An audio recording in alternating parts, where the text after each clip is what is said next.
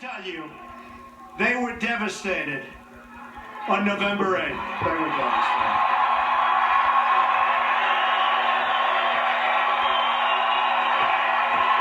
They were devastated.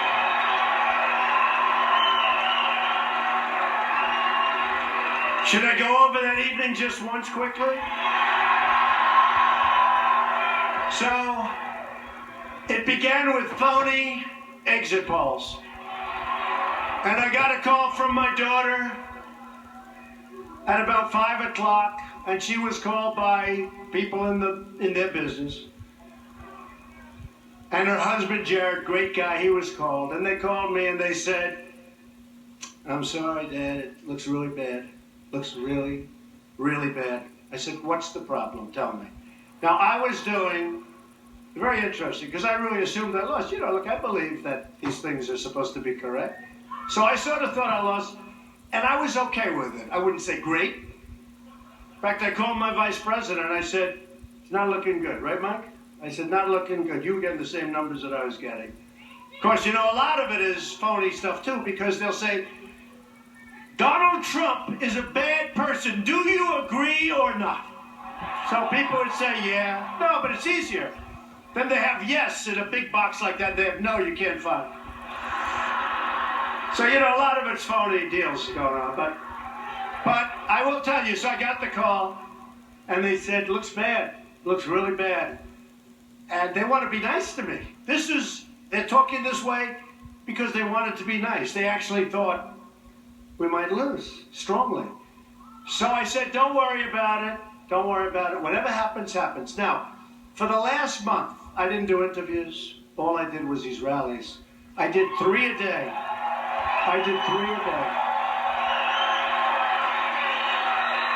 And I'll be honest, I was surprised when I got that call because I thought, I mean, every time we had a rally, it was, look at this building, they're still pouring in the back. So every place was like this. I mean, except we had major arenas which were packed. And then we'd have 20, 30,000 people outside. They couldn't get in. So I said, it didn't make sense to me. It didn't make sense, but that's okay. Because, you know, like they say in football and in sports, he left nothing on the table, nothing on the field, all right? So it was okay. Because for the last month, I decided not to do interviews because they give you interviews and they chop up your sentences and they cut them short. You'll have this beautiful flowing sentence where the back of the sentence reverts to the front and they cut the back of the sentence off and I'd say, "I never said that." So I said, "You know what, I'm not going to deal. They're very dishonest people." I said, "No." I said, "I'm not going to deal with them." And all I did for 1 month, I do 2 and 3 and sometimes 4 speeches a day, rallies like this, massive crowds, right? And they'd call, "Can we have an interview with Mr. Trump?" I said, "Watch me with the speech. Tell them, watch me. And whatever you want to take, you can take, all right?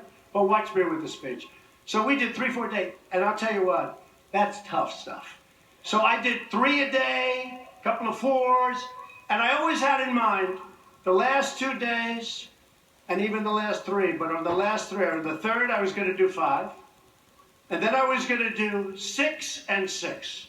Now, when you do 6 speeches where you have 10, 15, 20, 25, even 30,000 people, that's not so easy, okay? Good stamina, high energy. Do you agree? High energy. So I did the 3 a day and a lot of speeches. No days off. There was no Sunday off. Although I did go to church whenever possible. I did go to church. But no days off. And then we got down to the last 2 and I did 6 speeches. They know, these guys knew. They were exhausted, the press. And then on the 7th day, which was, you remember, Monday, right? I did 6 speeches. And then I heard that my opponent, does anybody remember my opponent? No? They don't remember. They don't remember.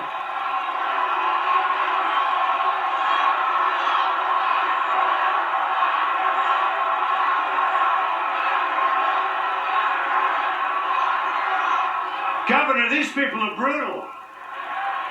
Now I know why it's always a bloodbath for you guys, but you win, so that's all. But I heard, so I did 6, right? 6 on Sunday. And then Monday comes along and I did 6. And about 3 hours before the final speech, I'm saying, oh boy, I don't have to, this is it. And this was it. Started 16 months before, coming down the escalator, right? Said a lot of things. We talked about illegal immigration, turned out to be right. We talked about trade, turned out to be right. I said a lot of things. But we did 6 speeches, and then I heard that Hillary was going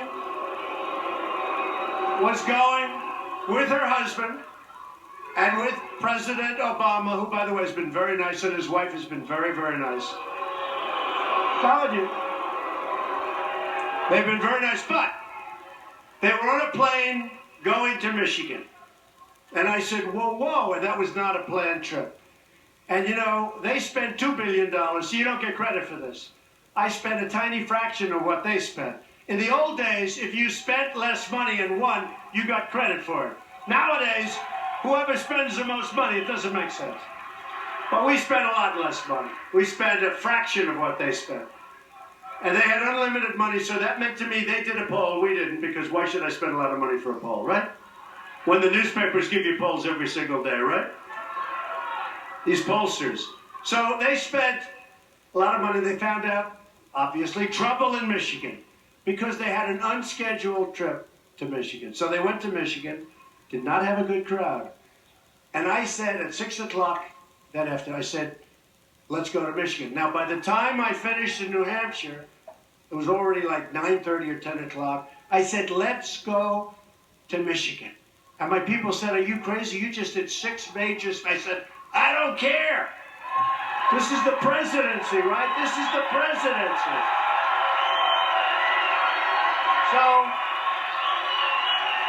So we went to Michigan with no notice, with like a tweet.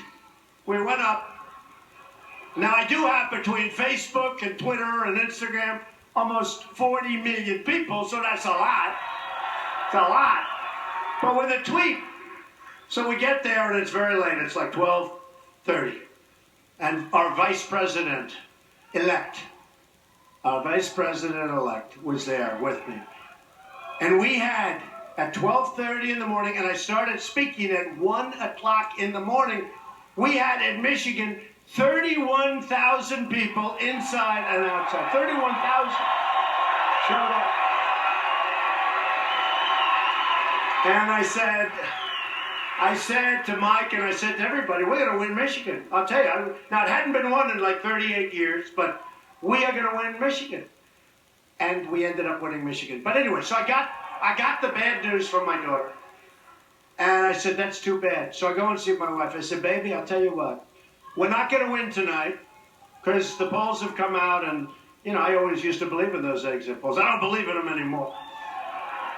And it's just looking bad. But you know what? I'm okay with it because of the fact that I couldn't have worked any harder. You can't do any worse than that. I mean, I just couldn't have done it.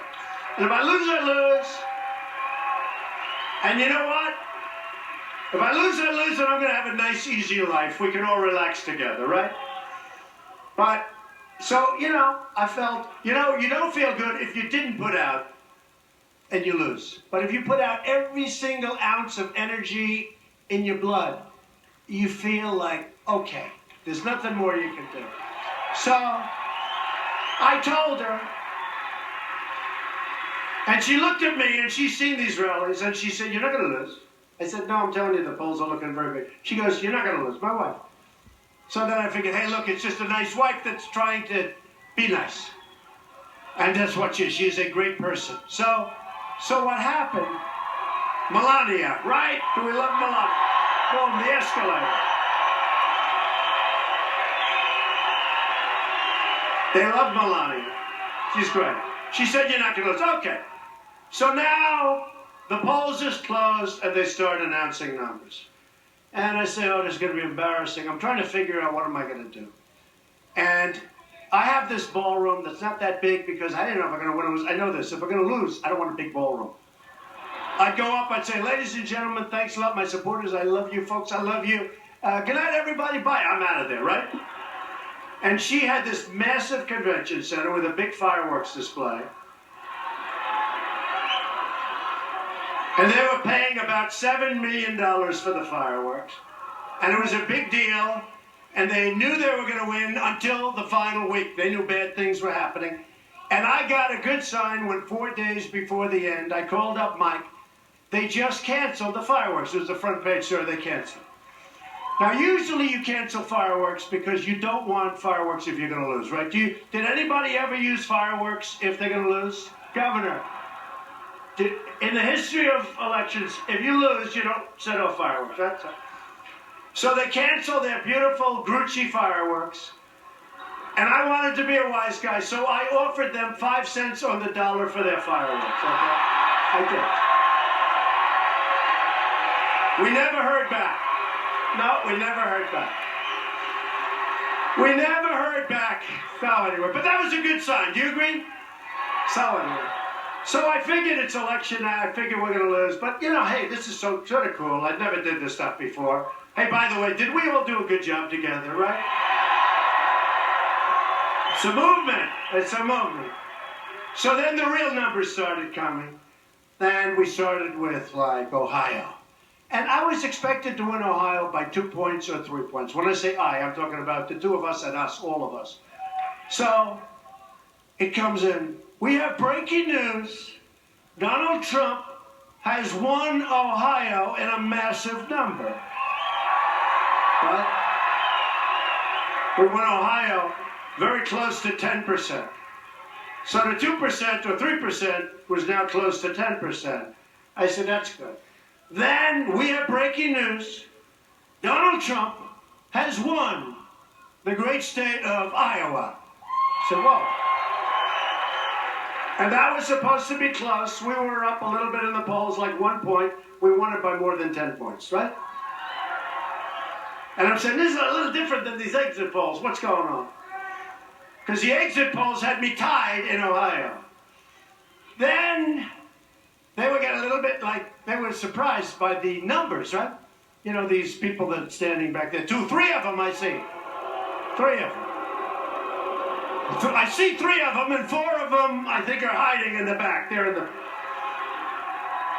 So then they go to Florida. And they're doing pretty well in Florida. Unfortunately, they forgot to count our votes. So all of a sudden they get to areas that we just dominated. And we're sort of tied, and we haven't gotten to the panhandle yet. She loves the pan. I love the panhandle, too. And they told one of the networks they were bid to me, yes, we feel very good about Florida. Florida is going to be ours. And North Carolina will be ours. That's the firewall, North Carolina. Ladies and gentlemen, we have breaking news. Donald Trump has won the state of Florida. Right?